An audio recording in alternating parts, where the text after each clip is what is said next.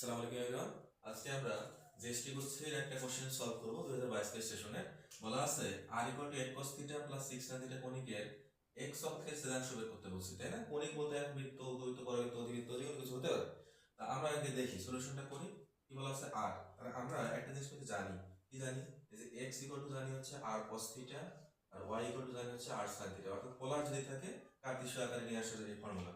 তাহলে আমরা কি করবো? ভাবে r দ্বারা গুণ করে দেব। তাহলে কি হবে? r square. তাহলে এখানে কত হবে? 8r cos θ + 6r sin θ, তাই না? তাহলে r = কি জানি? √x² + y²। তারপর কি আছে? স্কয়ার। আর এখানে 8x + 6y লেখা যায়।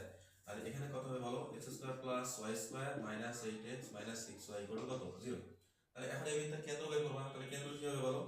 কেন্দ্র হবে হচ্ছে -x এর সহগ হচ্ছে -8/2 আর -y এর সহগ -6/2 তার মানে হচ্ছে কত? 4,3। তাহলে x অক্ষের ছেদাংশের ফর্মুলা কত?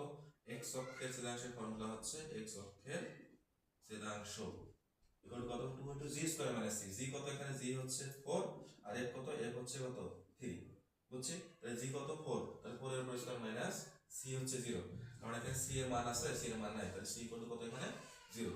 তাহলে 0 বসাই দিলাম। তাহলে কত হবে? 2 * 4। তাহলে কত হবে? 8। 8 একক। বুঝতে পারছি? হ্যাঁ। তাহলে যদি বলা হয় যে y অক্ষের ছেদাংশ কত হবে? y অক্ষের ছেদাংশ বের করতে গেলে 2 * √x² - c এই ফর্মুলা ইউজ করবা, বের করতে হবে। ওকে, ধন্যবাদ সবাইকে।